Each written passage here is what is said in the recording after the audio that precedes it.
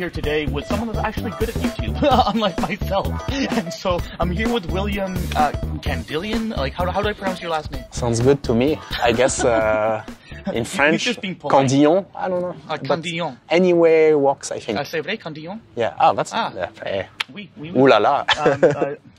J'ai appris français pour 12 ans dans l'école, mais I'm terrible. I'm terrible at French. I'm not even going to try to pronounce French right now, sitting next to William, because if I'm not mistaken, you are French. I'm from France, yeah. And which part of France? North of France. And currently I live in beautiful Zurich, Switzerland. Oh wow! Zurich is lovely. Yeah, I haven't spent too much time in Zurich, but it's always been a lovely city, and I always love Switzerland. I mean, it's just beautiful. The mountains, the nature and everything is just lovely to be there.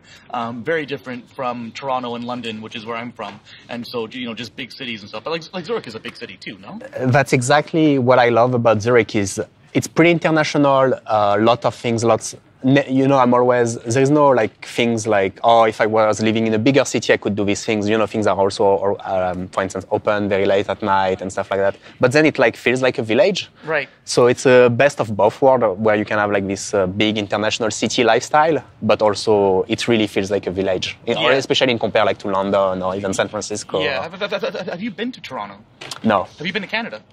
I've been to Montreal. Oh, Montreal. Yeah. Beautiful too. I mean, lovely cities. There's so much culture in that city, and it's such a good vibe there. And great people, and Yeah, especially if you speak French. I mean, I feel like you'll get a bit further than me going there and like, hello, do you speak English? Well, okay, and so, but yeah, so I guess as I spoke about, you're probably best known these days for your YouTube content, and so you're on there and you kind of show people like essentially how to build great animations in React Native. And so, but like, how do you even start with that? I mean, like it's complicated. You know what I mean? Like for me, I just I go watch him and then I figure it out. But for you, how do you even start with that? Actually, the very first tutorial I built, I remember. So I was doing a freelancing job in the summer, and I was using the coffee place. It's Joe and the Juice, and they had this loyalty card, and they had a cool effect. And I was using it every day during the summer, and I was just obsessed about how are they doing it, and then trying to reverse engineering, like to reverse engineer. Yeah. And then that was like the first one, and then you're like, okay, I could reverse engineer this one. That. Let's look at probably I can reverse engineer this one, and so that's how it got started, and then you get to relearn. So I do a lot of animations and effects, and some of the stuff I did learn at university, but then you forget it. Oh yeah. But then you get to relearn. I'm pretty happy, like I got to relearn, but simple things like trigonometry, right. Linear algebra, and you get to relearn. And now it's like really useful when they, it got taught at school. It was pretty abstract. I had no idea. Yeah. But now it's like very concrete. Like, where do I even use this thing? You know what I mean? Like I'm learning all these concepts, but like how do I even use it? Like for me personally, I used to build video game engines. Back when I was very young, that's what I started building when I was like 11 and 12. I started just building video game engines, but that's how I learned trigonometry.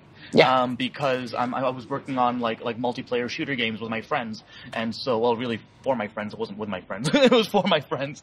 And so when you're shooting like a gun in a video game, it has an inaccuracy to it. And so that's like the tan angle is kind of the angle which you're shooting, and then the inaccuracy of the bullet is kind of tan, if I'm not mistaken. But I had to learn about that while building a game. And so I find it funny that you learned about that and then you build animations. And so I think that's really cool. Yeah. Yeah. No, absolutely. And also when I'm a bit, I don't know, I'm 36, so I'm a bit old. So I'm what we say 20 in hexadecimal.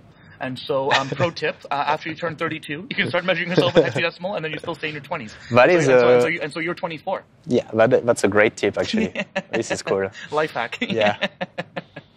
No, but at university, the iPhones didn't exist yet. Right. So also we were learning all this technology, like this math, but then it seemed also very abstract because we didn't have like these rich clients where now you can. Yeah. But yeah. Yeah. I think you're 4 years older than me, and so you just missed it. Because yeah, exactly. When I entered university, iPhone was released. Yeah. And so if you did your 4 years prior to that, then it just came out at the end of your university. Exactly. So yeah. So you mentioned to me that you're an independent consultant. Yeah. Working now at Shopify. Yes. And so that's super interesting. I love Shopify as a Canadian. You know what I mean? I love those guys. I got the opportunity to meet a lot of them like a long time ago, and the work that they've done. I mean, back then, essentially in Ruby on Rails, and now on like React Native and all of that. I mean, like it's incredible. Absolutely. So are you working on that type of stuff with them? Like, what sort of stuff are you working on? There? I mean, also I love the mission, the company's mission. Yeah. I have a lot of friends who have successful businesses built on top of Shopify, so it's really cool to get to work for such a company. And now we saw the talk yesterday from Monica. Yeah. So they're making a big bet on React Native and really contributing a lot of things back to the community, which I think is really exciting. And I work on a project, an open source project called React Native Skia, which is a 2D Canva for React Native. And Skia is a project from Google. That's what they use in Google Chrome, Flutter, Android. Right. Yeah. And so it's a really cool library, and virtually, so by using Skia in React Native, virtually we can draw any 2D things, and there are even people who started to build games with it. Wow, okay. And so really fun project. So the library is very well written, a lot of fun to play with. The people at Google working on it are great, and they provide us with great support through the open source community. So it has been a lot of fun, and I always tell to my friends, and this is where I would like to spend my time, even if I didn't have to work. Right. So that's cool. But also a funny thing is that, like, talking about this project to like non-technical friends about like what are you doing? Yep. And and I show like these circles and maybe like the color blends, and I'm like, this is revolutionary in React Native, like. But my friends are like, what? Like, what were you doing before? You made two circles blend, like. Yeah. Yeah. I thought you were a software. Like, what were you doing before? Like before this revolutionary thing came along, So yeah. You learned all this math and trigonometry, and you built this. Come on. And you're like, what? yeah. But I think the crazy part is doing that using React Native. Yeah, exactly. Right. Yeah. And so, how does that even work? I mean, it's a native library, I guess. Yeah. And then you're interfacing through React Native. And then, is it like React Native Fabric, which is like their new interface in order to call native libraries more efficiently, or is it like the bridge, or like? We use GSI. Okay. And it's but it's interesting because if not for GSI, so this new architecture, we cannot even have a conversation about how to start with such a project, right? Yeah. And it's only like a project like so advancements in the architecture that enables us to try to think about.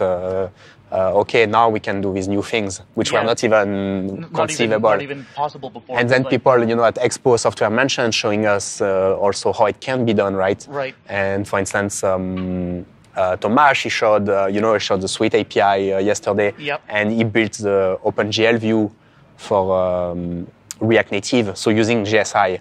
And that gives us, okay, these things, we can start really like to do more advanced things. And, Yeah. No, I completely agree. And so, like for the longest time, we've been waiting for this more in-depth integration in React Native between, like the JavaScript side and the actual runtime, in order to enable us to interface with these native libraries essentially more effectively in a more efficient way. And so, the fact that it's now there, and you can build these like kind of crazy interactive experiences using things like Skia. Is insane. And so I'm not going to try to explain how it works. I'm just going to put a link to William's YouTube and down the bottom, and so you can just go watch him explain it properly.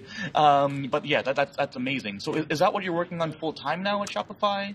Yes. And you're not officially you're an independent consultant for Shopify. Yes, correct. Wow. Yeah. Okay. And and I make the YouTube videos, and I wish I would spend more time doing the YouTube videos, but I'm always like so addicted basically to work on Skia that I'm always like, let's do these like new features, and especially as the project is still in alpha. So there's still a lot of ground to cover. So Yeah.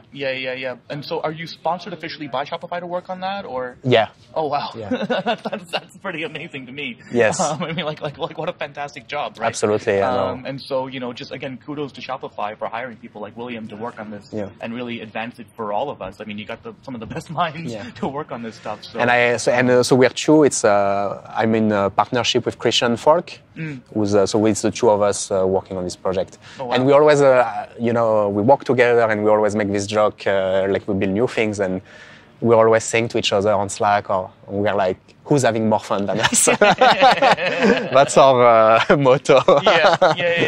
Because it's a lot of fun. But yeah, so I guess so William has a call in about 8 minutes or so. So we're gonna talk for maybe 7 minutes, and then I'll let you go. But yeah, like if you can tell me, like, how do you? So you started with university where you studied like trigonometry and math and all of that, and then you started like looking at applications with slick animations, and you're trying to like reverse engineer that. And so, like, that's basically how you got started with all of this. Yes. Just by toying and fiddling and trying to, like, replicate things. And yeah, did you always want to go into kind of native development, or is that what you wanted to do in university, or is that just kind of like a passion or hobby project for you? I was always a huge believer of the web platform. So this, to me, it always felt, so powerful. The vision was so clear. And when I saw React Native, so that you could bring web development skills, you could bring the web platform to build truly native apps, I got really excited. Right. And so that's how I got started with React Native. And I love, for instance, so you bring web development skills to native development, and then you have companies like Expo, which bring web development like agility to the React Native, right? Because Expo Go, it's like a browser now, and the Expo app is just like a real, like it has no differences with a web app in terms of deployments. And I think Charlie mentioned it actually in the presentation. So I'm like, this makes a lot of sense to me. I like it a lot. Yeah. But like, it's always so interesting, like hearing how folks get into like web dev and get into all of this, because, for me, it was just because I've as you said, like the web, it's so transformative to so many people. Yes. That I spend a lot of my time on the web, and it's like, how do I build this thing? Like, how do I build one of these apps? Like, how do I do this thing? And it's always so remarkable hearing it's kind of similar for you too, where you're kind of on there and you kind of see the value of it, and you're like, how do I end up making all of these things? And that's kind of what got you started as well. And I have to say, meeting people here at AppJS, it was interesting to hear also the path of different people, because we have sometimes very similar paths, right? Yeah. Because I was listening to some people and they were explaining how, their path as a software developer. At first I was working with these technologies 10 years ago, this and that, and now I do this, and I'm like, it's exactly the same, right? It's interesting. That's awesome.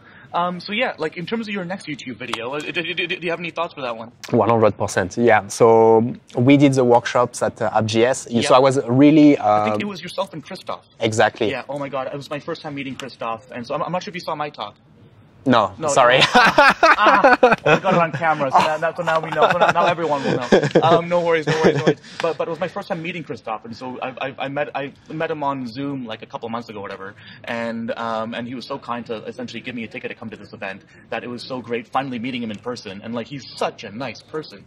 It's almost annoying how nice he is. Like, I'm Canadian, and when I meet people that are just more polite and more nice, just like William and just like Christoph, they're some of the nicest people I've gotten to meet. Such a nice person, so talented. If I'm not mistaken, he made Reanimated. Exactly, and it's funny because when he made Reanimated, he was solving a huge problem in the React Native ecosystem, which was very attractive.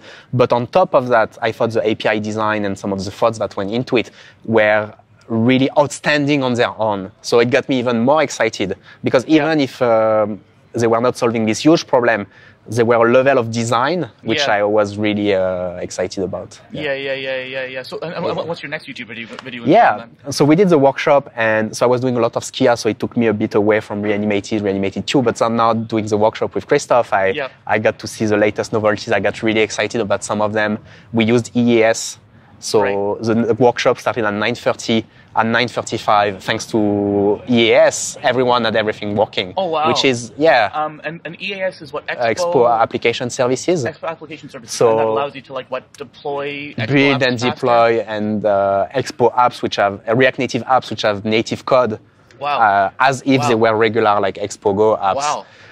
So I got really excited about this, and I got really excited about the latest novelties in Reanimated 2. And we did in the workshop, we showed how Reanimated and Skia can work together. That's so insane. These are things I want to soon show on the channel. You shipped a native code mobile app in 5 minutes. Yeah, to so everyone that attended your workshop. yeah, because we Wow. yeah, I mean it's crazy because I mean it's crazy. Like that has been kind of impossible. Yes. Before. You Yeah, know if what I mean? you think about the alternative, it's crazy. Yeah. Like to build React Native Skia on Android, you need like the C++ Android development yeah, kit like just to have getting everything. Android Studio up and running Yes. is a whole mess. You know? And yeah. even the iOS, maybe the CocoaPod version is not correct. You never Yeah. know what will Yeah. happen. And then on, you need Ruby Gem to get CocoaPods, and then you need like a whole bundle file, Yes. and you need like a whole Ruby stack, and et cetera, et cetera, et cetera. Wow, okay, that's insane. And I was impressed by also the user experience in the Expo Application Services to really like make it understandable how you can install on simulator, on physical device, and I just thought also the user experience was very intuitive, and yeah, so it's that sounds like a really awesome YouTube video. Yeah. And so I can't wait to see it come out. yes, cool. Well, thank you so much, William. No, thank I'll you let so much go. for having me. And Yes. yeah, I guess you can look forward to that YouTube video and see more of William online. Well, yeah, we'll see you next time. Bye now. Bye.